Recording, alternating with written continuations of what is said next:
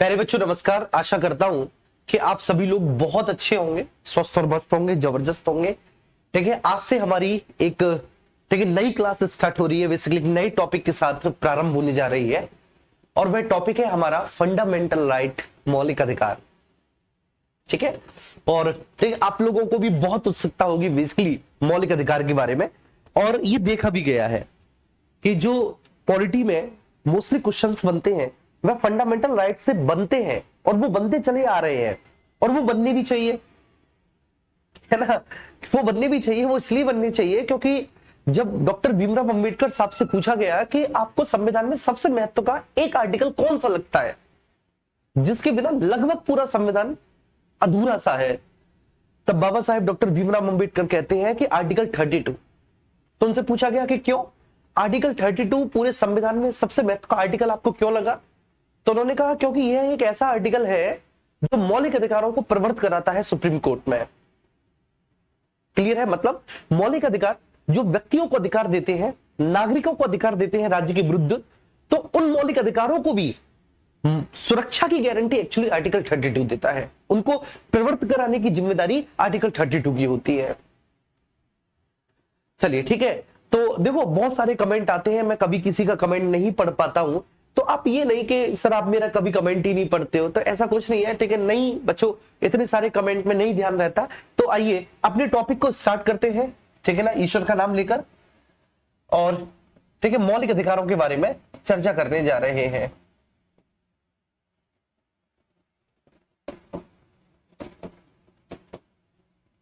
मौलिक अधिकार, ठीक है, फंडामेंटल राइट्स।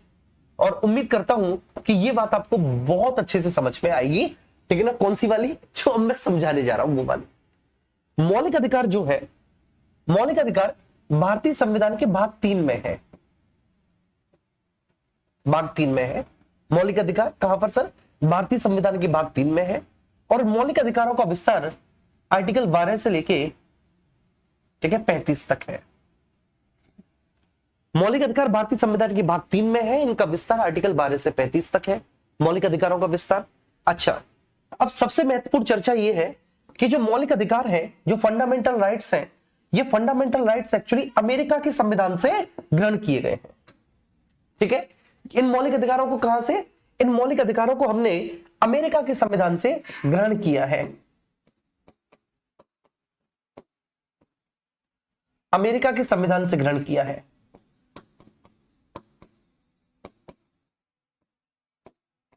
ये बात तो हम डिस्कस कर ही चुके हैं।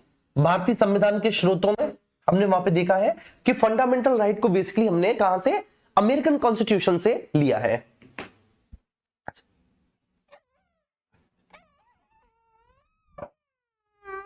अच्छा, तुझे बाहर थोड़ी नहीं ले जा रहा। ये देख देख कितने बहुत सारे भैया हैं, देख देख, बहुत सारे भैया हैं, देख जो तुझे देख रहा है, ये तो व्यू तो रो रहा है।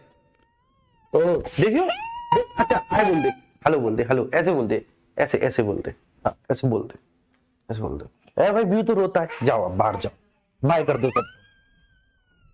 बाद में कर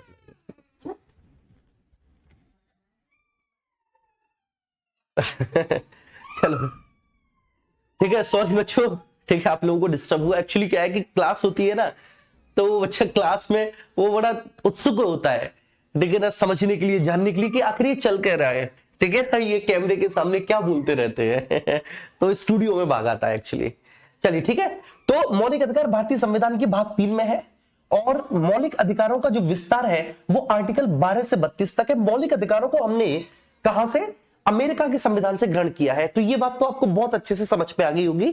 ठीक है, मुझे नहीं लगता कि यहां तक किसी भी साथी को किसी भी तरह का कोई भी डाउट होगा। ठीक है, अच्छा अब ठीक है, देखो है क्या कि एक्चुअली मौलिक अधिकार जो है ना, ये मौलिक अधिकार प्रवर्तनीय है। ठीक है, नंबर फर्स्ट पॉइंट, ये कैसे है मौलिक अधिकार, ये इन्फोर्सिएबल है। ठीक है, प्रवर्तनीय है। ठीक है, अब ये बात मैं आपको समझाऊंगा कि इन्फोर्सिएबल का मतलब क्या होता है। तो ये इन्फोर्सिएबल है, ये प्रवर्तनीय है। ठीक है, नंबर फर्स्ट पॉइंट।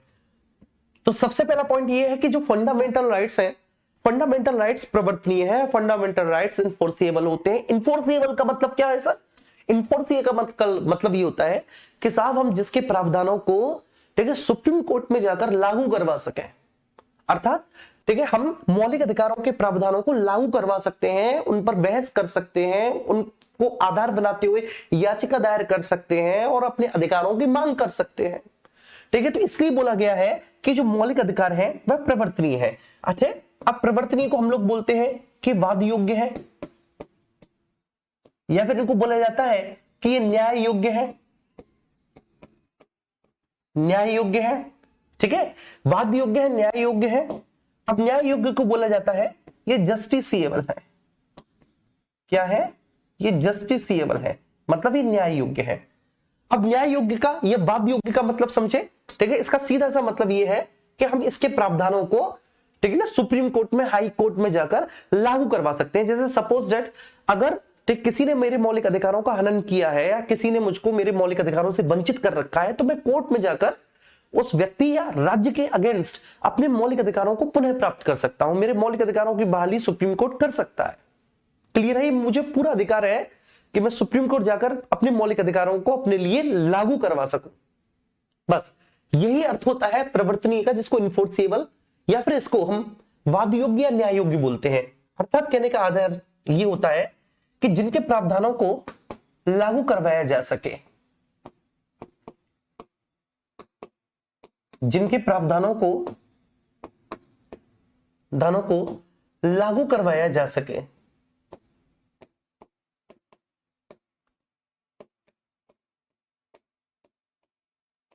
ठीक है, जिनके प्रावधानों को लागू करवाया जा सके तो वो प्रवर्तनीय है। तो सबसे पहली बात, मौलिक अधिकार जो है वो कैसे हैं, फंडामेंटल राइट्स है।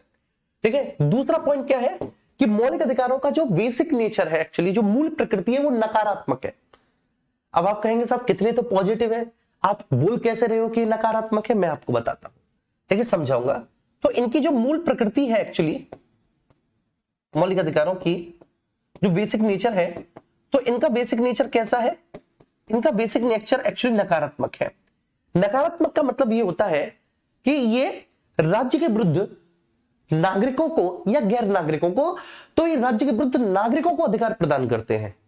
क्लियर है, तो इसलिए इनकी प्रकृति नकारात्मक हो गई, मतलब इसमें निषेधात्मक भावना छिपी हुई है।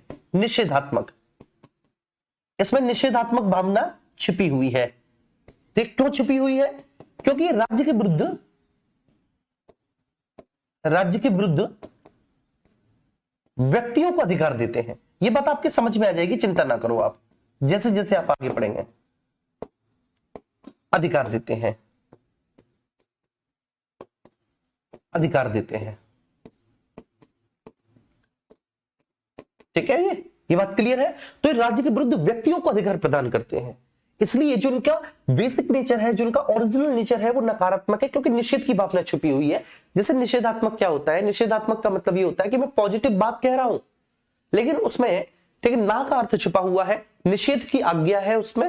ठीक है, जैसे कि मैंने बोला कि कभी भी इंसान को तंबाकू नहीं खाना चाहिए, उससे कैंसर होता है। ज्यादा शराब नहीं पीनी चाहिए, उससे लीवर खराब होता है। ठीक है, तो मैं बात तो पॉजिटिव ही बोल रहा हूं कि भाई कभी भी तंबाकू नहीं खाना चाहिए। ठीक है, और लिखा हुआ भी होता है cigarette smoking is injurious to health.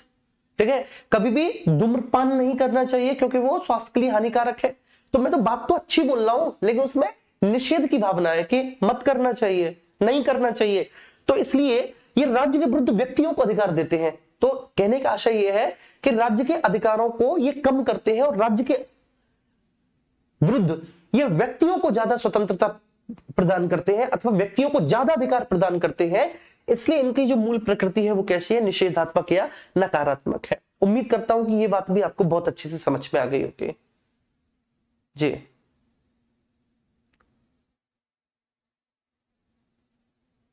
ठीक है, ये क्लियर है। तो मैंने क्या बोला सर कि इनका जो ओरिजिनल नेचर है वो कैसा है, ओरिजिनल नेचर इनका नेगेटिव है। नेगेटिव है, व्हाई नेगेटिव? क्योंकि सर ये राज्य के अगेंस्ट, लेकिन व्यक्तियों को अधिकार प्रदान करते हैं, है ना। ये बात समझ में आ गई होगी, तो बहुत ही अच्छे से क्लियर हो गया होगा ये दो पॉइंट्स। सबसे पहला पॉइंट्स कि सर ये इनफोर्सिएबल होते हैं, ठीक है। सबसे पहला पॉइंट क्या भैया, तो सबसे पहला पॉइंट ये इनफोर्सिएबल होते हैं, वाद योग्य, न्याय योग्य है, मतलब ये जस्टिसेबल है, इनके प्रावधानों को लागू करवाया जा सकता है, ठीक है साहब। तो इनके प्रावधानों को लागू करवाया जा सकता है।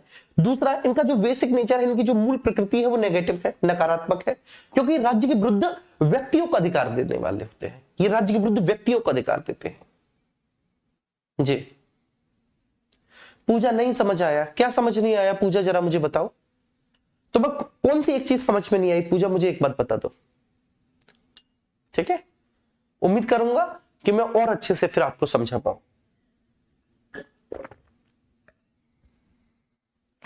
Avinash Pandey, it's a humble request please sir English में भी बता दिया करो। अब जहां पे ठीक है जरूरत है वहां पर मैंने इंग्लिश लिखा है, प्रवर्तनी को इनफोर्सेबल, न्याय योग्य को जस्टिसेबल, मूल प्रकृति नकारात्मक है नेगेटिव, जहां पे आवश्यकता है वहां पे लिखा है जी। ठीक है पूजा, एक तो मैं आपके कमेंट का वेट कर रहा हूं कि आप बताइए कहां समझ में नहीं आ रहा, और चंद्रमणि शुक्ला जी कह रहे हैं कि सेकंड रिपीट करो। अच्छा, एस के जी कह रहे हैं सर एक बार उदाहरण देकर समझाइए जी।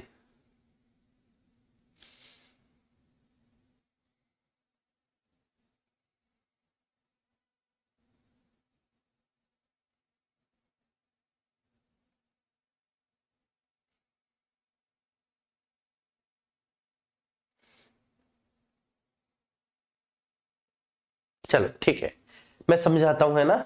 चलिए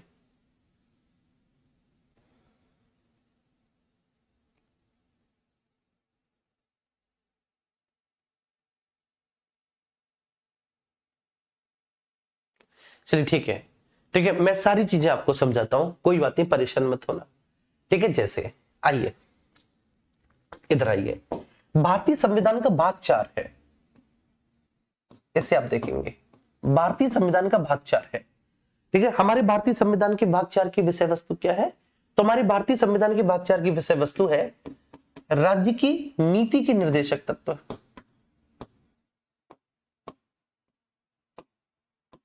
राज्य की नीति के निर्देशक तत्व,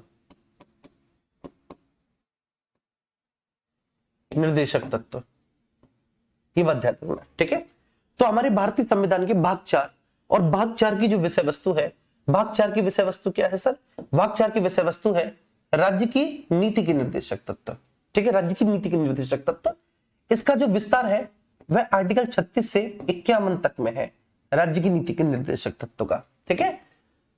तो DPSP directive principles of state policy और directive principles of state policy का जो विस्तार है 36 से 51 तक में है। अब ये राज्य की नीति के निर्देशक तत्व क्या है, तो बेसिकली ये जो है ना, ये राज्य पर कर्तव्य आरोपित करते हैं।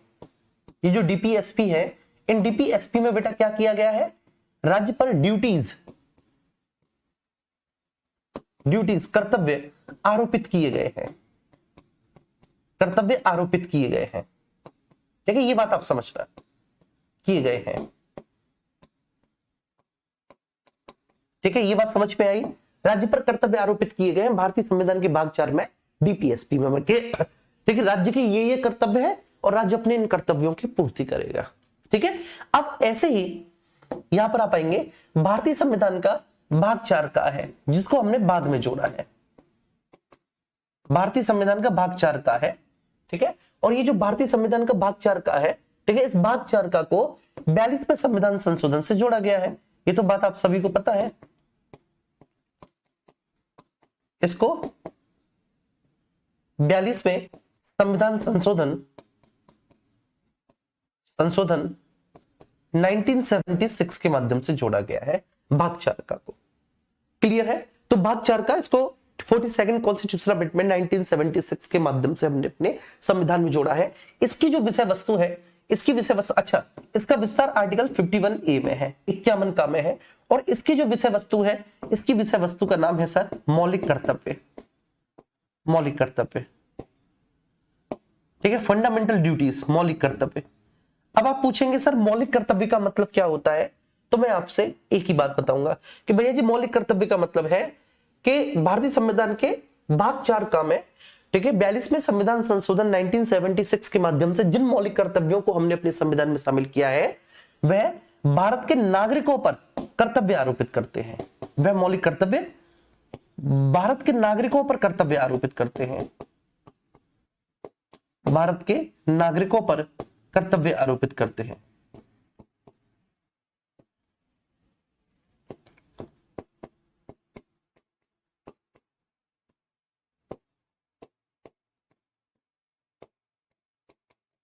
ये बात ध्यान रखना, ठीक है। तो वो जो है ना बेटा, वो क्या करते हैं, वो भारत के नागरिकों पर कर्तव्य आरोपित करते हैं। उम्मीद करता हूं कि ये बात आपको बहुत अच्छे से समझ में आ गई होगी, ठीक है। यहां तक कोई इश्यू नहीं रहा होगा बिल्कुल भी, किसी भी तरह का, कैसा भी। बात समझ में आ रही है? तो यहां तक कोई इश्यू नहीं होगा। भारतीय संविधान के भाग 4 है, भाग 4 जो है भारतीय संविधान का, ठीक है, उसमें डीपीएसपी है, राज्य की नीति के निर्देशक तत्व है भाग 4 में, ठीक है। अब ये राज्य की नीति के निर्देशक तत्व क्या है, ये राज्य पर कर्तव्य आरोपित करते हैं, मौलिक कर्तव्य, ठीक है, नागरिकों पर, भारत के नागरिकों पर कर्तव्य आरोपित करते हैं कि भारत के नागरिकों के, ठीक है, ये कर्तव्य है, भारत के नागरिक इन कर्तव्यों की पूर्ति करेंगे। अच्छा, अब सबसे बड़ी बात क्या है कि ये जो आपके डीपीएसपी है, directive principles of state policy है, ठीक है, ये भी आपके अपरिवर्तनीय है, ठीक है ना, बिल्कुल क्लियर है, बोला गया है कि ये कैसे है, ये अपरिवर्तनीय है। ये कैसे है भैया, ये अपरिवर्तनीय है। अपरिवर्तनीय का मतलब क्या है, अपरिवर्तनीय का मतलब वही है जो मैंने आपको बताया कि सर नॉन इन्फोर्सिएबल है। कैसे है, नॉन इन्फोर्सिएबल है, अपरिवर्तनीय है, नॉन इन्फोर्सिएबल है। मतलब अगर राज्य पर जो कर्तव्य संविधान ने आरोपित किए हैं, राज्य अपने उन कर्तव्यों की पूर्ति ना करे, राज्य अपने कर्तव्यों को करने से इनकार कर दे, तो आप राज्य के अगेंस्ट केस नहीं कर सकते। इसका मतलब है कि ये नॉन इन्फोर्सिएबल है, ये अपरिवर्तनीय है, मतलब हम इनके प्रावधानों को लागू नहीं करवा सकते। कहने का आशय क्या है कि इसके प्रावधानों को कोर्ट जाकर लागू नहीं करवाया जा सकता, इसके प्रावधानों को, ठीक है, कोर्ट जाकर लागू नहीं करवाया जा सकता, नहीं करवाया जा सकता।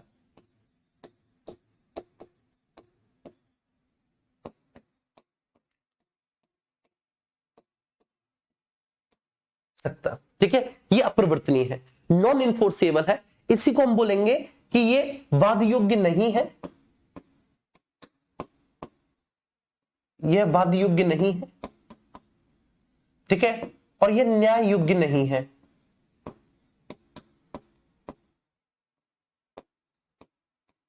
यह वाद योग्य नहीं है, यह न्याय योग्य नहीं है, ठीक है। ऐसे ही भारतीय संविधान के भाग 4 42वें संविधान संशोधन के माध्यम से हमने जो मौलिक कर्तव्य जोड़े हैं, ठीक है, ये भी कैसे है, यह भी अपरिवर्तनीय है।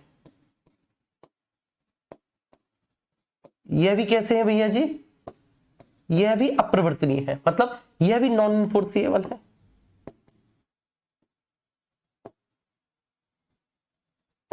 यह भी नॉन इन्फोर्सिएबल है, ठीक है, ये बात आप ध्यान रखना कि सर ये भी नॉन इन्फोर्सिएबल है,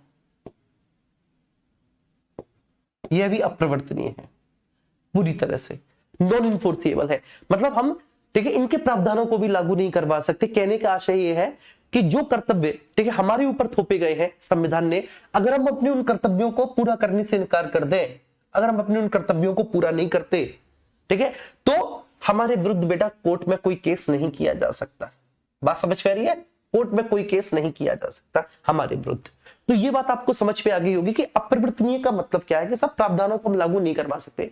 अब जैसे डीपीएसपी राज्य की नीति के निर्देशक तत्व है, ठीक है ना, डीपीएसपी बेटा इंग्लिश में इसको बोलेंगे directive principles of state policy, ठीक है, ध्यान रखना। डीपीएसपी को इतना तो पता ही होगा, directive principles of state policy बोलते हैं डीपीएसपी को, और ये जो है ठीक है फंडामेंटल ड्यूटीज बोलते हैं इनको, मौलिक कर्तव्यों को।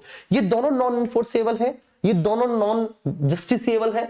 इसका मतलब ये है कि साहब इनके प्रावधानों को आप कोर्ट में जाके लागू नहीं करवा सकते। अब जैसे कहने का मतलब है आर्टिकल 36 से लेकर 51 तक में जितने भी प्रावधान है, तो 36 से 51 तक में बेटा जितने भी प्रावधान है वो राज्य पर ठीक है ना डाले गए या राज्य पर थोपे गए एक प्रकार की ड्यूटीज है कि राज्य ठीक है ना इन ड्यूटीज को करेगा। अब लेकिन राज्य करता है या नहीं करता है, ये राज्य का मनमाना व्यवहार है। क्यों? क्योंकि भैया ये जस्टिसेबल है ही नहीं। अगर ये जस्टिसेबल नहीं है तो आप राज्य के अगेंस्ट केस नहीं कर सकते। ये तो राज्य की अच्छाई है कि राज्य कर दे, ये तो राज्य का बड़प्पन है कि राज्य पर जो कर्तव्य आरोपित किए गए हैं वो उनकी पूर्ति करे, लेकिन आप जबरदस्ती नहीं करवा सकते। बस ये बात मेरी बताने की थी, ये बात समझाने की थी कि आप राज्य के अगेंस्ट बेटा ठीक है केस करके राज्य से जबरदस्ती नहीं करवा सकते कि भाई राज्य तुम करो, या जो मौलिक कर्तव्य हमारे ऊपर थोपे गए हैं वो हमसे जबरदस्ती नहीं करवाए जा सकते। हम अपने कर्तव्यों को पूरा करें या ना करें, ये हमारी इच्छा पे निर्भर करता है। ठीक है, अगर जैसे मान के चलिए कि जो फंडामेंटल ड्यूटीज ठीक है मेरे ऊपर थोपी गई हैं, मैं उन ड्यूटीज को फॉलो करता हूं तो अच्छी बात है। अगर नहीं फॉलो करता ना तो आप मेरे अगेंस्ट केस नहीं कर सकते, आप मेरे अगेंस्ट कोर्ट नहीं जा सकते यार।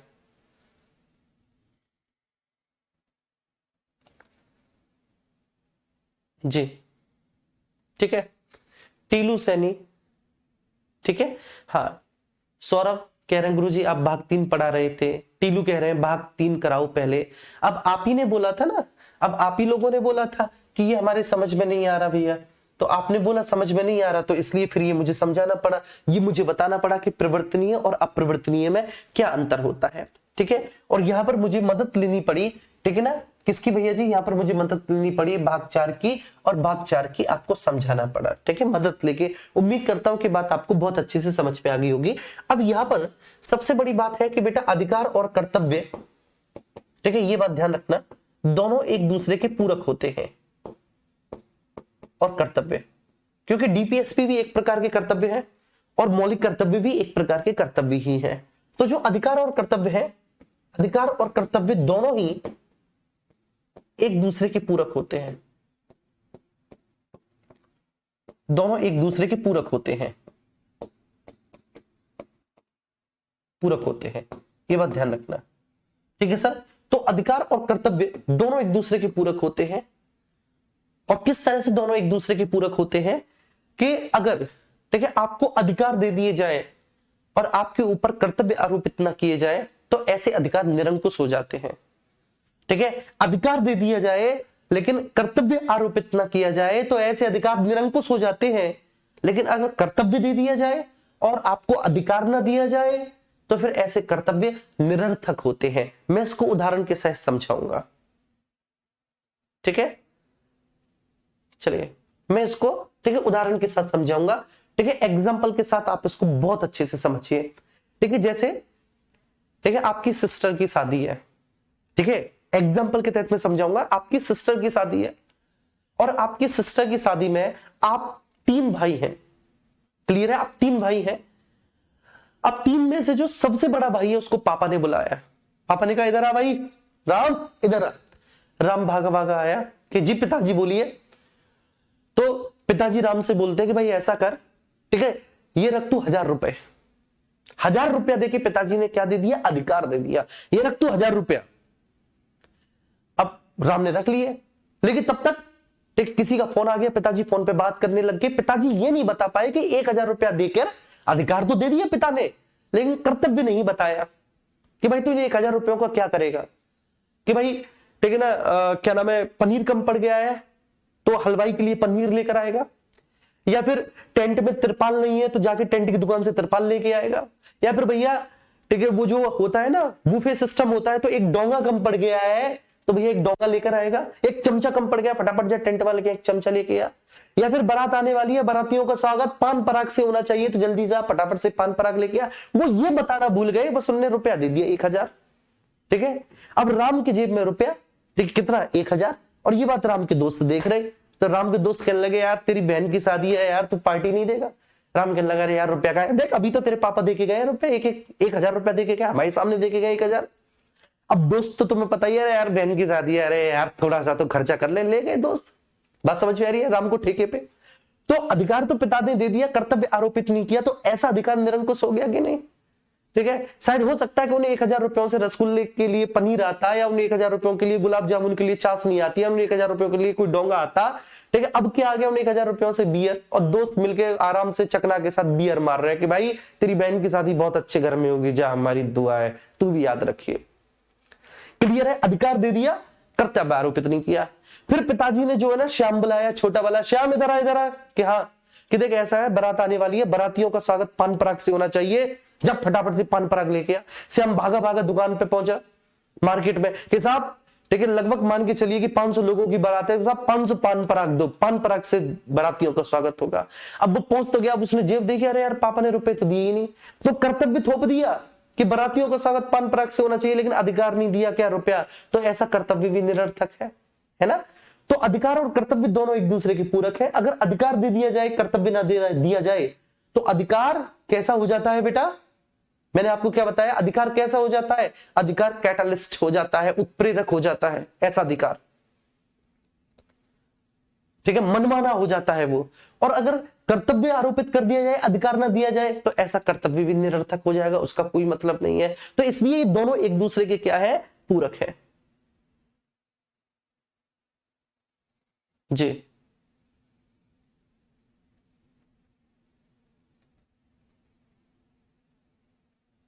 दोनों ही एक दूसरे के पूरक है। ये बात आपको इसलिए नहीं समझ में आएगी क्योंकि जब कभी भी आपने मौलिक अधिकार पढ़े होंगे तो आपने फटाफट से ये लिख लिया होगा कि ये है, चलो बात खत्म। ठीक है, मौलिक अधिकारों के 6 वर्ग होते हैं, पहला वर्ग ये, दूसरा वर्ग ये, इसमें ये अधिकार, इसमें वो अधिकार। इसलिए ठीक है, कुछ लोग ऐसे हैं जिनको ठीक है वही ठीक है जो इस बैच में बेसिकली आ गए हैं, ठीक है, जो इलीगल माइग्रेट हुए हैं चलिए, तो उनको ये थोड़ी सी दिक्कत होगी। तो सबसे पहली बात, मौलिक अधिकार भारतीय संविधान के भाग 3 में आर्टिकल 12 से 35 में है, अमेरिका के संविधान से लिए गए हैं, इन्फोर्सिएबल है। इन्फोर्सिएबल का मतलब है जिसके प्रावधानों को लागू करवाया जा सके। दूसरा, इनकी मूल प्रकृति नकारात्मक है, निषेधात्मक है। क्यों? क्योंकि राज्य के विरुद्ध व्यक्तियों को अधिकार देते हैं। ठीक है, तीसरा पॉइंट इसमें क्या होगा मौलिक अधिकार, कि हमारे संविधान में मौलिक अधिकार असीमित नहीं है, असीमित नहीं है। ठीक है, ये प्रश्न बहुत पूछा जाता है, शायद हो सकता है कि इस बार यूपीएसआई में बन जाए। अब्सोल्यूट नहीं है, असीमित का मतलब अब्सोल्यूट। ठीक है, हमारे संविधान में जो मौलिक अधिकार हमारे भारतीय नागरिकों को दिए गए हैं वह मेरे प्यारे बच्चे कैसे हैं? वह असीमित नहीं है। ठीक है, असीमित नहीं है मतलब उन पर कुछ ठीक है युक्त निर्बंधन आरोपित कर दिए गए हैं, रीजनेबल रेस्ट्रिक्शंस, उन पर कुछ युक्त निर्बंधन आरोपित कर दिए गए हैं। ठीक है, रीजनेबल रेस्ट्रिक्शंस आरोपित कर दिए गए हैं।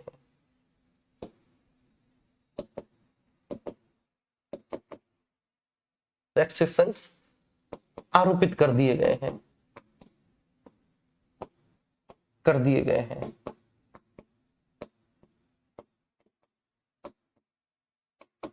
उम्मीद करता हूं बात आपको अच्छे से समझ में आ रही होगी कि वो देखिए असीमित नहीं है, वो अब्सोल्यूट नहीं है। क्यों अब्सोल्यूट नहीं है? क्योंकि उन पर रीजनेबल रेस्ट्रिक्शंस आरोपित कर दिए गए हैं। तो हमारे यहाँ हमारे जो मौलिक अधिकार है हमारे संविधान में, तो हमारे संविधान में हमको प्रदत्त मौलिक अधिकार एक्चुअली अब्सोल्यूट नहीं है। अब आप समझेंगे कि सर ये अब्सोल्यूट का मतलब क्या होता है? तो अब्सोल्यूट का मतलब ये होता है, जैसे आप सभी को पता है कि article 19 clause 1 sub clause A में भाषण और अभिव्यक्ति की स्वतंत्रता का अधिकार है। आप सब लोग जानते हैं कि भाई हमारे संविधान में ठीक है article 19 clause 1 sub clause A में ठीक है किसका? Right to speech and expression, भाषण और अभिव्यक्ति की स्वतंत्रता का अधिकार है। ठीक है, बहुत अच्छी बात है कि हमारे संविधान ने हमको भाषण और अभिव्यक्ति की स्वतंत्रता दे रखी है, लेकिन इसका मतलब ये नहीं कि हमारे जो मन में आए हम वो अपने मुंह से बोले। क्लियर है? बेशक हमारे संविधान ने हमें right to speech and expression दिया है, लेकिन हम ऐसी कोई स्पीच नहीं दे सकते जो हमारी देश की एकता और संप्रभुता के खिलाफ हो। हम ऐसी कोई स्पीच नहीं दे सकते जो लोक सदाचार को खतरे में डालती हो। हम ऐसी कोई स्पीच नहीं दे सकते जो अपराधों को भड़काती हो। हम ऐसी कोई स्पीच नहीं दे सकते जो मानहानि का दावा करती हो। हम ऐसी कोई स्पीच नहीं दे सकते जिससे कि न्यायालय की अवमानना हो। मतलब कहने का आशय यह है, अब इसका मैं सबसे बेहतर उदाहरण देता हूं अब्सोल्यूट का। जैसे कि 12 से पहले की बात बताऊं, 12 से पहले मैं हॉस्टल में पढ़ा, तो 12 से पहले बेसिकली जो है ना, जब कभी मैं छुट्टियों में आता था घर पे। तो छुट्टियों में आने के बाद जो है ना, शाम को हम पापा से पूछते थे कि पापा 1 घंटे क्रिकेट खेले हैं, ठीक है। तो पापा बोलते थे कि हाँ ठीक है क्रिकेट खेले आओ, ठीक है। अब पापा हमें क्रिकेट खेलने का अधिकार तो देते थे, मम्मी भी हमें क्रिकेट खेलने का अधिकार देती थी। पापा नहीं होते तो मम्मी दे देती थी, ठीक है, ये राइट क्रिकेट खेलने का, कि भाई ऐसा है कि चलो ठीक है तुम जाओ, और ठीक है अभी तुम शाम को 5 बजे जा रहे हो, घड़ी में देख के अभी तुम शाम को 5 बजे जा रहे हो, और 7:30 बजे से पहले घर से लौट आना, मतलब क्रिकेट के मैदान से आप घर लौट आना। 2.5 घंटे का समय दे रहे हैं, 2.5 घंटे में खेल के अपने आराम से आ जाना, ठीक है, दोस्तों से बातचीत करके। तो हमें अधिकार तो दे दिया पापा ने, मम्मी ने, खेलने का कि जाओ क्रिकेट खेल के आओ, लेकिन सीमाएं आरोपित कर दी। नंबर फर्स्ट, किसी से लड़ोगे नहीं। दूसरा, गाली गलौच नहीं होनी चाहिए, ठीक है। तीसरा, ठीक है ना, अगर फलाने का लड़का मिल जाए, ठीक है, तो उससे कोई बात नहीं करनी क्योंकि वो हमारी अपोजिट पार्टी का है, या उससे हमारी बातचीत नहीं हो रही, ठीक है, ऐसा भी आमतौर पे हो जाता है, ठीक है। चौथा ये हो जाता है कि भैया ठीक है बिल्कुल सही टाइम पे 7:30 बजे तक घर पे आना है, चौथा। 5 में हो जाता है कि साहब उसके साथ नहीं रहना, उसकी संगत बुरी है, वो गुटखा खाता है, बीड़ी पीता है, उसके साथ में तुझे देखना लूं, जा क्रिकेट खेल लिया। तो ऐसी शर्त थोप देते थे और फिर क्रिकेट खेलने भेजते थे। तो मतलब क्रिकेट खेलने भी भेजा तो स्वतंत्रता दे दी कि जा क्रिकेट खेल के आ, लेकिन शर्त भी आरोपित कर दी। इसी को कहेंगे रीजनेबल रेस्ट्रिक्शंस।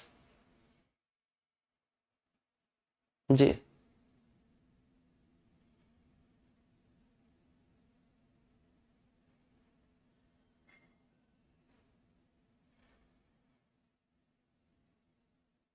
ठीक है, इसी को क्या बोलेंगे बेटा, रीजनेबल रेस्ट्रिक्शंस, कि अधिकार तो दिए लेकिन उन पर सीमाएं आरोपित कर दी, ठीक है। इसका मतलब क्या है, वो असीमित नहीं है, वो एब्सोल्यूट नहीं है, क्योंकि उनके ऊपर सीमाएं आरोपित की गई है, ठीक है। अजय सिंह कह रहे हैं सर युक्तियुक्त निर्बंधन क्या है। अजय मैं अभी तक क्या बता रहा था, ठीक है, अभी तक मैं क्या बता रहा था, है? मैं कोई फिल्म की स्टोरी बता रहा था, यही तो बता रहा था रीजनेबल रेस्ट्रिक्शंस क्या है। जी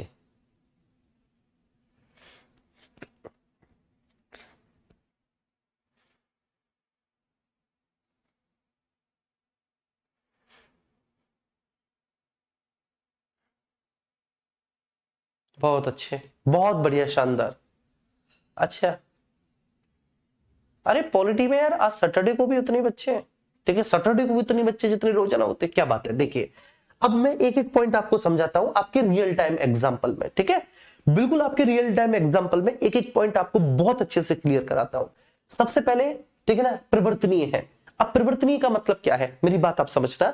इन्फोर्सिबल का मतलब क्या है, ये मैं आपको उदाहरण देकर समझाता हूं, ठीक है, बहुत प्यारा सा उदाहरण देता हूं कि परिवर्तनीय इन्फोर्सिबल है, ठीक है, अर्थात ये वाद योग्य न्याय योग्य है, ठीक है, जिसको बोलते हैं जस्टिसेबल है, अर्थात इसके प्रावधानों को लागू करवाया जा सके। जैसे मान के चलिए, ठीक है, सपोज दैट, ठीक है, एक एग्जांपल देता हूं मैं आपको, मान के चलिए, ठीक है, आप हैं और मैं हूं, ठीक है ना, गोपाल शर्मा है, ठीक है, और जी ठीक है, गोपाल शर्मा है, ठीक है, मेरे साथी हैं, ठीक है, आप ही के कमेंट बॉक्स में से कोई एक बच्चा है गोपाल, तो मेरे साथी हैं गोपाल, मान के चलिए मैं और गोपाल बहुत अच्छे दोस्त हैं, बहुत ही शानदार, बहुत ही प्यारे दोस्त हैं। मैं और गोपाल एक दूसरे के साथ रहते हैं, खाते हैं, पीते हैं, नाचते हैं, खेलते हैं, कूदते हैं, पढ़ते हैं, लिखते हैं, बहुत अच्छे दोस्त हैं मैं और गोपाल, ठीक है।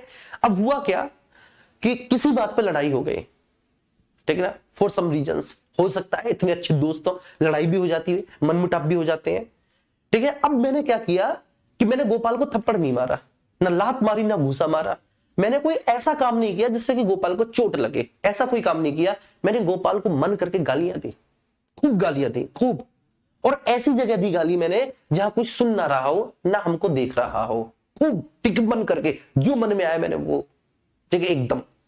अब गोपाल चला गया अपनी मम्मी के पास, पापा के पास, मम्मी पापा के पास, कि मम्मी पापा ऐसे इसने दिग्विजय ने ना मुझे इतनी गालियां दी, मैं क्या बताऊं, बहुत गाली दी।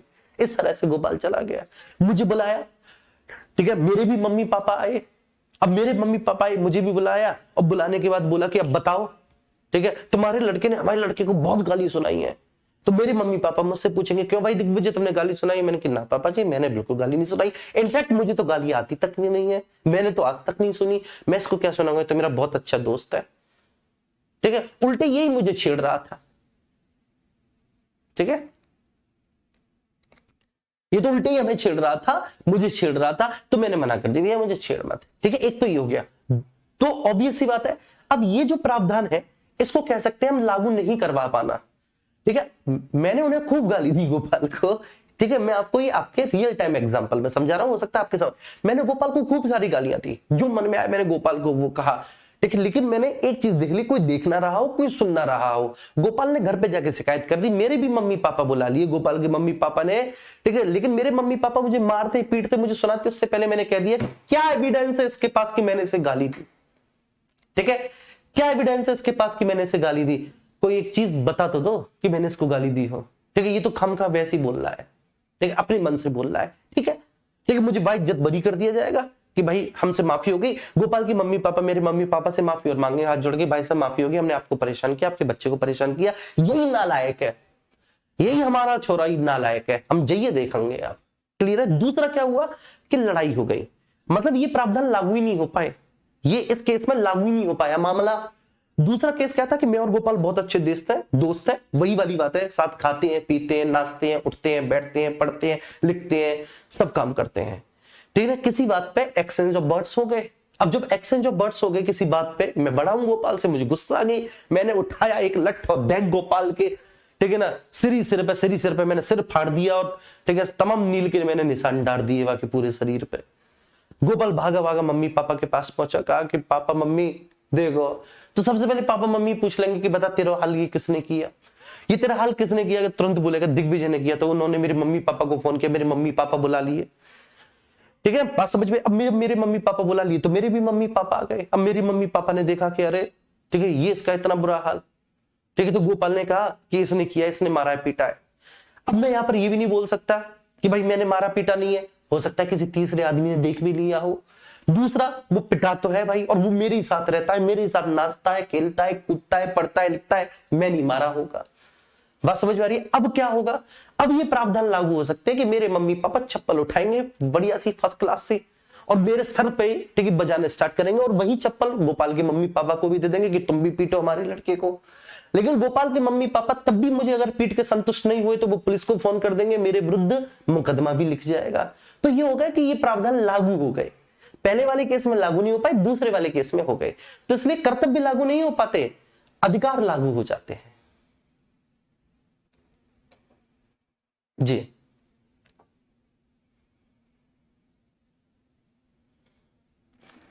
ठीक है, ये बात क्लियर है। तो ये मैंने आपको भाषा में समझाया। तो कर्तव्य क्या है, अब जैसे मान के चलिए कि मेरा फंडामेंटल ड्यूटी है, एक मेरा मौलिक कर्तव्य है कि मैं देश की एकता अखंडता की सदैव रक्षा करूंगा। मैं नहीं कर रहा रक्षा देश की एकता अखंडता की, बात समझ पा रही है। तो केवल मौलिक अधिकार को बनाकर मेरे विरुद्ध कोई मुकदमा नहीं किया जा सकता, बात समझ में आ रही है। एक मौलिक अधिकार है कि हम अपनी प्राचीन गौरवशाली ठीक है जो संस्कृति है, उस प्राचीन गौरवशाली संस्कृति की हम रक्षा करेंगे और उसको बनाए रखेंगे। मैं नहीं बना के रख रहा अपनी प्राचीन गौरवशाली संस्कृति को, ठीक है ना। मुझसे जितने फटे से फटे कपड़े पहने जा रहे हैं मैं उतने फटे से फटे कपड़े पहनना हूं। मुझसे जितना चाइनीज खाया जा रहा है मैं उतना चाइनीज और अमेरिकन और ठीक है ना इधर उधर की डिश खा रहा हूं, जापानीज वगैरह खा रहा हूं। ठीक है, मुझसे जो किया जा रहा है देश के कल्चर के अगेंस्ट में वो कर रहा हूं, ठीक है ना। मुझसे जो किया जा रहा है, मैं हिप हॉप गाने पे नाच रहा हूँ, शकीरा के पे वाका वाका शकीरा वाका वाका ये कर रहा हूं मैं, ठीक है ना। जो किया जा रहा है मैं वो कर रहा हूं। मैं सुबह जग ही नहीं रहा 5 बजे, क्योंकि ये हमारी संस्कृति की, सुबह जगते थे, प्रातः स्मरण करते थे, नहाते धोते थे, ईश्वर की पूजा करते थे। मैं 12 बजे जग रहा हूं, ठीक है। 12 बजे जगते ही शैंपेन का ग्लास लिया, शैंपेन ली, और मैं नहीं कर रहा। कोई मेरे विरुद्ध कुछ कर दे, कुछ कर सकता है, नहीं कर सकता, मेरी मर्जी।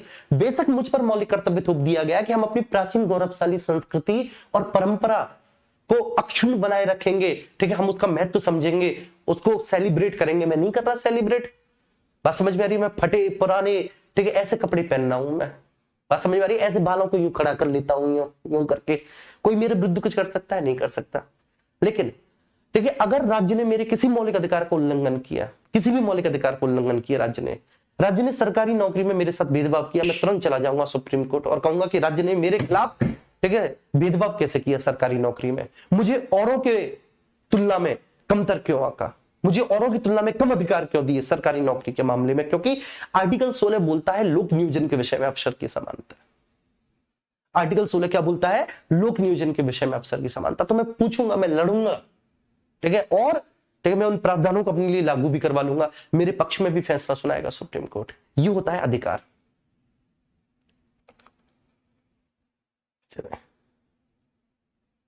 ठीक है, ये बात आपको समझ में आई। मूल प्रकृति क्या है? नकारात्मक। अब इसमें भी आपको डाउट था बहुत कि सर नकारात्मक या निषेधात्मक, इसका मतलब क्या होता है? इसका मतलब आप समझाइए।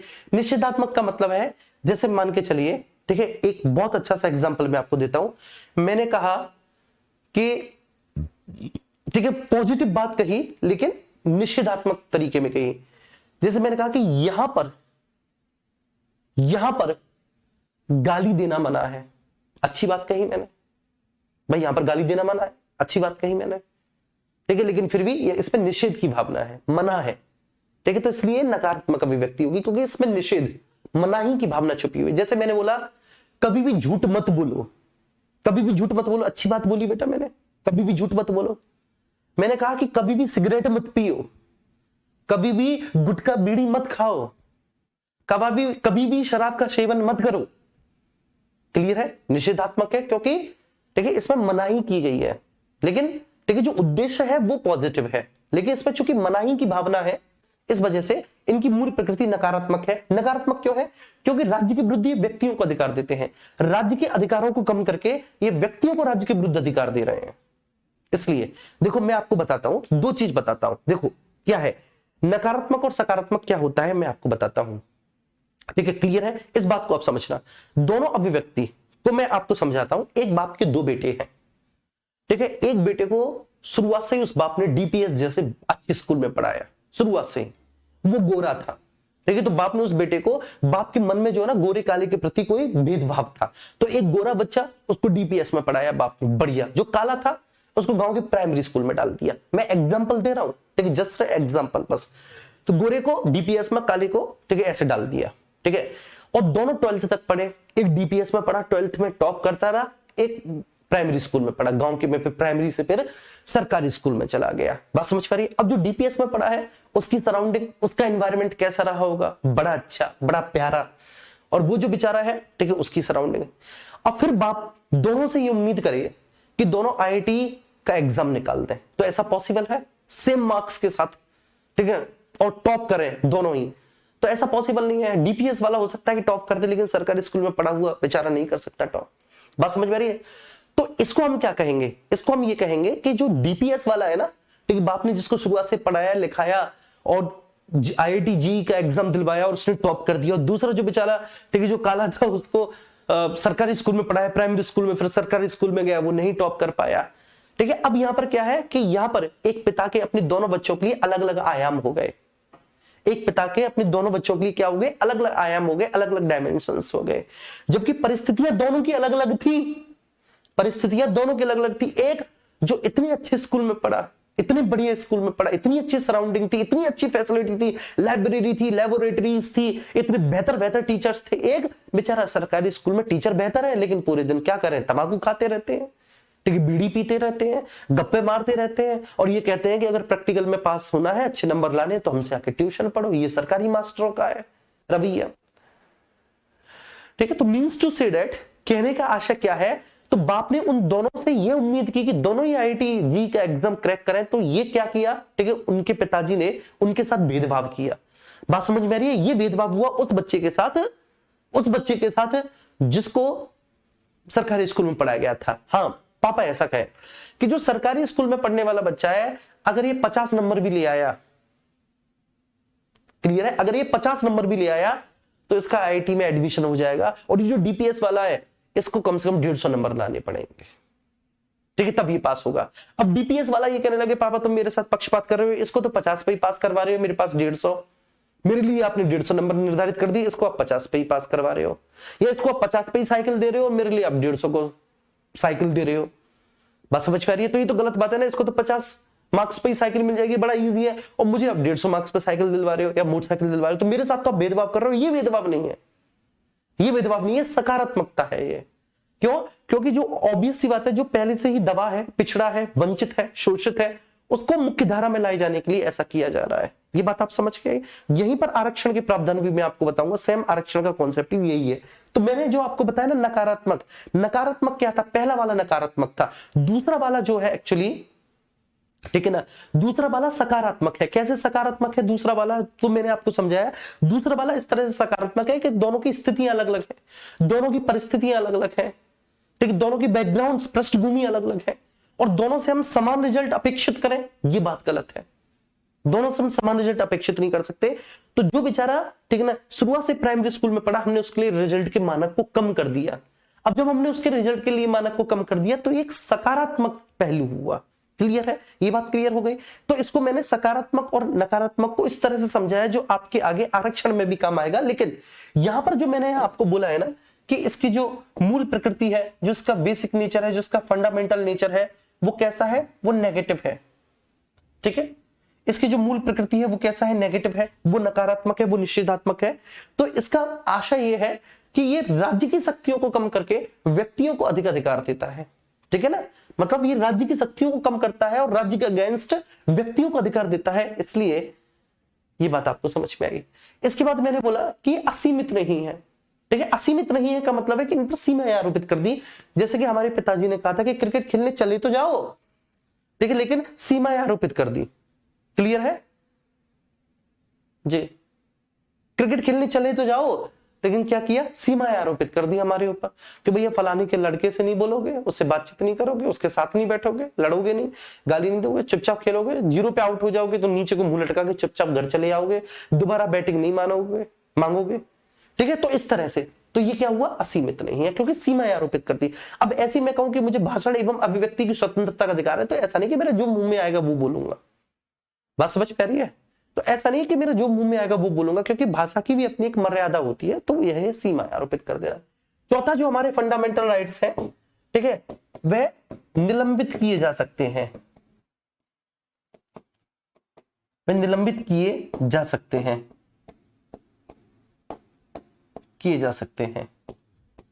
निलंबित किए जा सकने का मतलब क्या है कि वह सस्पेंडेबल है।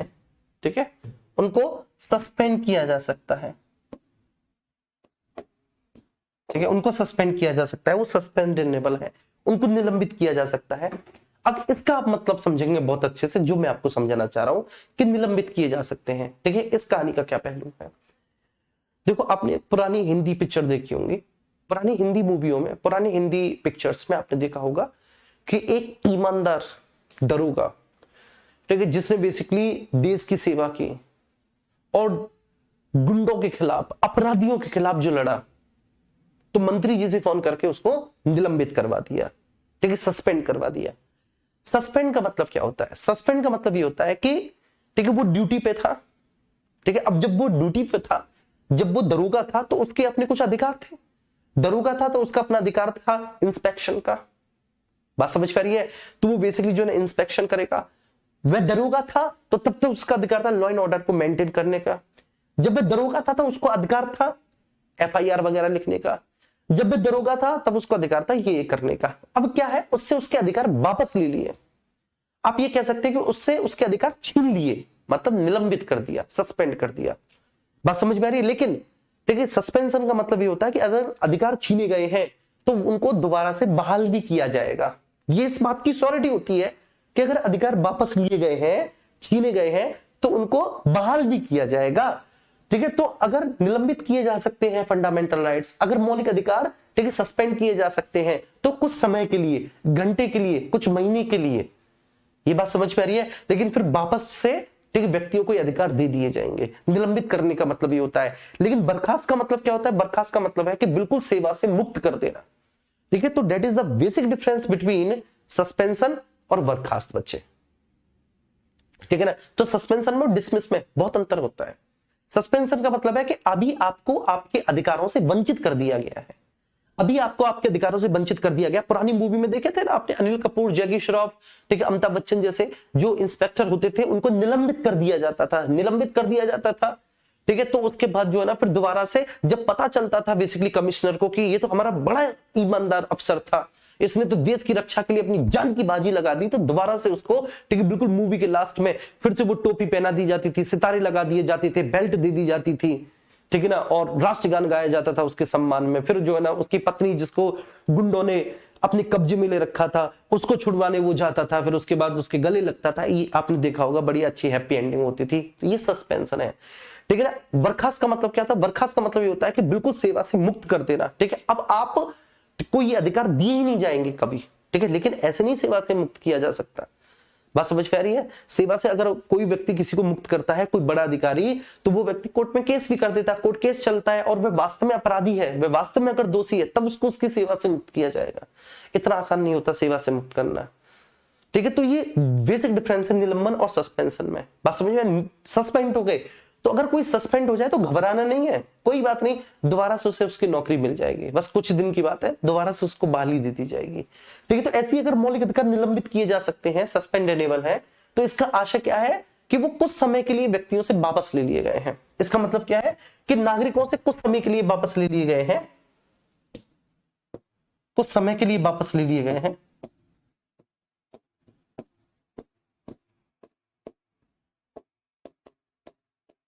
वापस ले लिए गए हैं,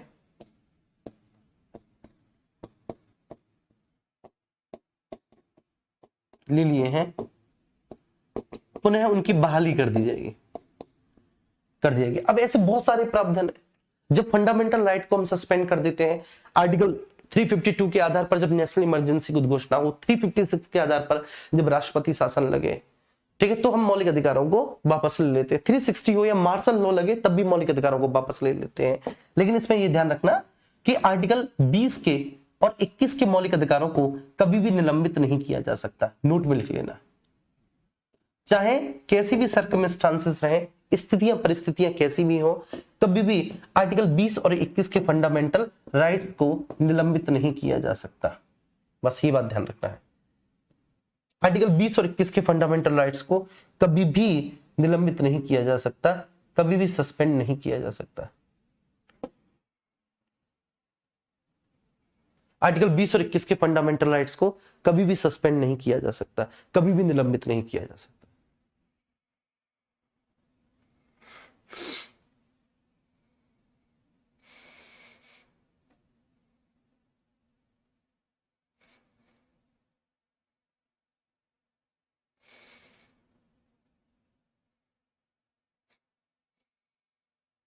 ठीक है, ये बात ध्यान रखना। तो 20 और 21 जो है, ठीक है, उनको कभी भी सस्पेंड नहीं किया जा सकता और इस प्रावधान को हमने 44 में संविधान संशोधन के माध्यम से जोड़ा है। ठीक है, अब मैंने आपको ये बताया कि जैसे डीपीएसपी है, ठीक है, और ये आपके फंडामेंटल ड्यूटीज है, तो ये अपरिवर्तनीय कैसे हैं। ठीक है, और मैंने आपको ये समझाया कि अधिकार और कर्तव्य दोनों एक दूसरे के पूरक कैसे होते हैं। ठीक है, ये बात भी मैंने आपको बताई। उम्मीद करता हूं कि ये बात आज आपको समझ में आ गई होगी। तो जो आपका, ठीक है ना, बेसिक है वो स्ट्रांग हुआ। अब सबसे बड़ी बात ये होती है, मैं इसको हटा देता हूं, ठीक है ना, इसको हटा देता हूं। अब सबसे बड़ी बात ये होती है सर, और जो भैया पीडीएफ बनाते हो वो ये लिखेंगे भी नहीं, वो ये वाला पेज नहीं लिखेंगे जो अभी मैंने इरेज किया, इस पेज को नहीं लिखना। सबसे पहला पेज ये रहेगा, ठीक है ना, सबसे पहला पेज ये रहेगा, दूसरा पेज ये रहेगा। अब बात ये है कि मौलिक अधिकार होते क्या है। मौलिक अधिकार, ठीक है, इनकी परिभाषा क्या है मौलिक अधिकारों की, तो बड़ी सिंपल है। मौलिक अधिकारों की परिभाषा का आशय यह है कि जो मौलिक अधिकार होते हैं ये राज्य के विरुद्ध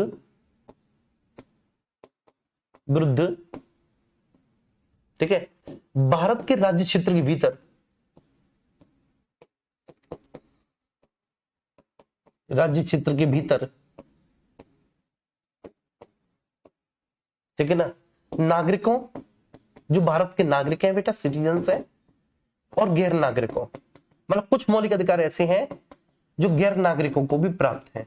तो नागरिकों और गैर नागरिकों को प्रदत्त ऐसे अधिकार हैं, ठीक है, तो राज्य के विरुद्ध भारत के राज्य क्षेत्र के भीतर नागरिकों और गैर नागरिकों को प्राप्त ऐसे अधिकार हैं, ऐसे अधिकार हैं जो व्यक्तियों को,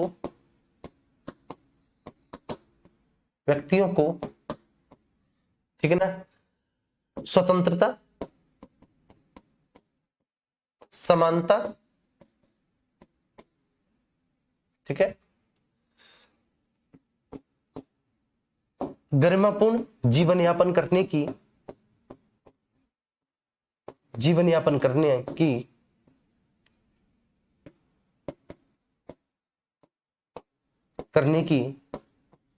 गारंटी प्रदान करते हैं, गारंटी प्रदान करते हैं।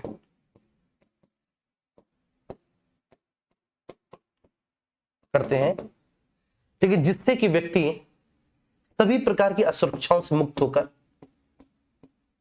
जिससे कि व्यक्ति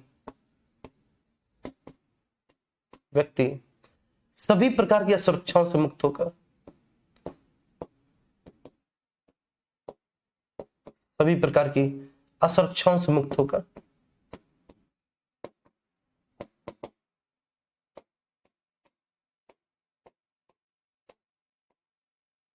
मुक्त होकर होकर अपना सर्वांगीण विकास कर सके,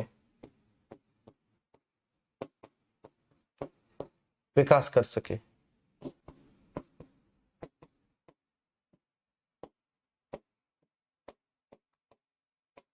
कर सके।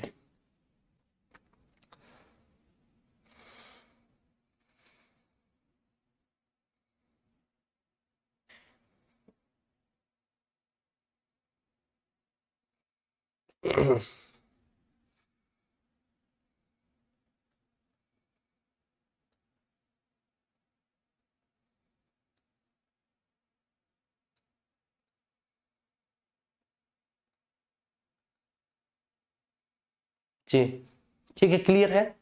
मौलिक अधिकार, ठीक है, तो ये मौलिक अधिकारों की क्या होगी बेटा, परिभाषा हो गई। आप इसको बहुत अच्छे से समझ के होंगे कि क्या परिभाषा है क्या नहीं है, ठीक है। और ध्यान रखना, जो ये मौलिक अधिकार निलंबित नहीं किए जा सकते, इस प्रावधान को हमने 44वें संविधान संशोधन से जोड़ा है 1978 से। जो भैया नोट्स बनाए वो इनको लिखना है, इसमें अब भी लिखना है इसको, ठीक है। चलिए, अब जो हमारा ओरिजिनल कॉन्स्टिट्यूशन था उसमें मौलिक अधिकारों के, जो हमारा मूल संविधान है ना, मूल संविधान ओरिजिनल कॉन्स्टिट्यूशन, तो हमारे ओरिजिनल कॉन्स्टिट्यूशन में मौलिक अधिकारों के 7 वर्ग थे। मैंने क्या लिखा कि 7 वर्ग थे, ठीक है। मूल संविधान में मौलिक अधिकारों के 7 वर्ग थे, परंतु वर्तमान में 6 वर्ग हैं। परंतु वर्तमान में उनके 6 वर्ग हैं, 6 वर्ग हैं वर्तमान में उनके। बेटे कितने, 6 वर्ग हैं वर्तमान में उनके। कौन कौन से वर्ग हैं उनके 6 वर्ग? सबसे पहला, राइट टू इक्वालिटी, समानता का अधिकार।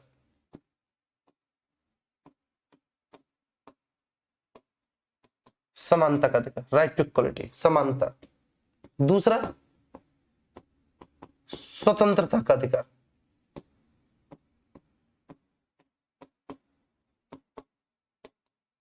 का अधिकार, ठीक है। नंबर 3, स्वतंत्रता का अधिकार, समानता का, फिर स्वतंत्रता का। तीसरा बेटा, शोषण के विरुद्ध अधिकार।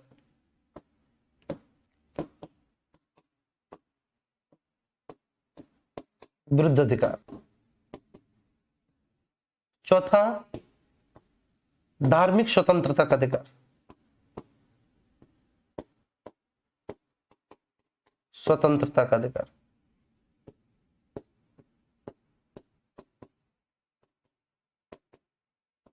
का अधिकार, ठीक है।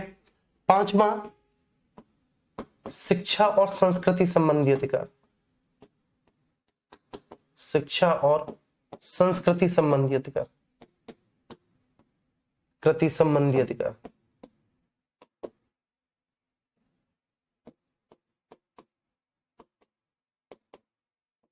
अधिकार, ठीक है। 6वां, संपत्ति का अधिकार। ये था, अब नहीं है, ठीक है। संपत्ति का अधिकार भी था बेटा, ये अब नहीं है। और लास्ट है आपका संवैधानिक उपचारों का अधिकार। संवैधानिक उपचारों का अधिकार।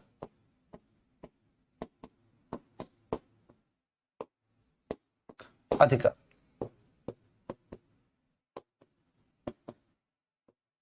अधिकार, ठीक है। अब ये जो संवैधानिक उपचारों का अधिकार है, इसको बोलेंगे राइट टू कॉन्स्टिट्यूशनल रेमेडीज, ठीक है। ये जो संवैधानिक उपचारों का अधिकार है बेटा, इसको क्या बोलेंगे, राइट टू कॉन्स्टिट्यूशनल रेमेडीज। संपत्ति का अधिकार, राइट टू प्रॉपर्टी, ठीक है ना। शिक्षा और संस्कृति संबंधी अधिकार, ठीक है ना। Fundamental rights related to education and culture, ठीक है। चलिए, अब ये जो समानता का अधिकार है, जिसको समता का अधिकार भी बोलते हैं, इसका आर्टिकल 14 से लेके 18 तक में जिक्र किया गया है। राइट टू इक्वालिटी, ठीक है। तो राइट टू इक्वालिटी आर्टिकल 14 से 18, ठीक है। राइट टू लिबर्टी, स्वतंत्रता का अधिकार आर्टिकल 19 से 22, ठीक है। तीसरा शोषण के विरुद्ध अधिकार, ठीक है, राइट अगेंस्ट एक्सप्लॉयटेशन, आर्टिकल 23 से 24, ठीक है। Next right to religious freedom, धार्मिक स्वतंत्रता का अधिकार, आर्टिकल 25 से 28, ठीक है। इसके बाद शिक्षा और संस्कृति संबंधी अधिकार, तो राइट रिगार्डिंग टू या right related to education and culture, article 29 से 30। संपत्ति का अधिकार ये था आर्टिकल 31 में, और संवैधानिक उपचारों का अधिकार आर्टिकल 32 में। किसमें है? आर्टिकल 32 में है, 32 में। तो अब ये जो संपत्ति का अधिकार है ये वर्तमान में नहीं है। ये जो संपत्ति का अधिकार है ये है ही नहीं वर्तमान में, तो भैया ये कहां चला गया? संपत्ति का अधिकार वर्तमान में नहीं है। तो हमने इसको 44th कॉन्स्टिट्यूशनल अमेंडमेंट के माध्यम से, ठीक है, 1978, इसको हमने यहां से हटाकर और आर्टिकल 300A में शामिल कर दिया है। तो यहां से हमने हटा दिया और भारतीय संविधान के पार्ट 12 के अंतर्गत आर्टिकल 300A में हमने इसको इंक्लूड कर दिया है, शामिल कर दिया है। तो इसलिए अब ये वाला नहीं बचा। तो अब मौलिक अधिकारों के कितने वर्ग रह गए? 1 2 3 4 5 6, 6 वर्ग रह गए मौलिक अधिकारों के, 6 वर्ग रह गए। लेकिन अब सवाल ये उठता है कि भाई मौलिक अधिकार तो 12 से 35 तक है, और ये तो भैया जी 14 से लेकर 32 तक है। तो बाकी के 12 13 और 33 34 35 जिनका यहां पर जिक्र नहीं किया गया, तो क्या वो मौलिक अधिकार नहीं है? ठीक है, तो वो मौलिक अधिकार नहीं है वास्तव में, क्योंकि मौलिक अधिकार का मतलब क्या होता है? मौलिक अधिकार का मतलब होता है कि ऐसे अधिकार जो व्यक्ति को सभी प्रकार की असुरक्षाओं से मुक्त होकर अपना सर्वांगीण विकास करने के लिए प्रेरित करें। तो वो नहीं है, वो मौलिक अधिकार नहीं है। वह मौलिक अधिकारों के संबंध में कुछ विशेष उपबंध है, मौलिक अधिकारों के संबंध में कुछ स्पेशल प्रोविजंस है, आर्टिकल 12 13 और 33 34 35। Thank you so much, thank you बच्चों। ठीक है, नेक्स्ट लेक्चर में इसके बारे में हम लोग डिस्कस करेंगे।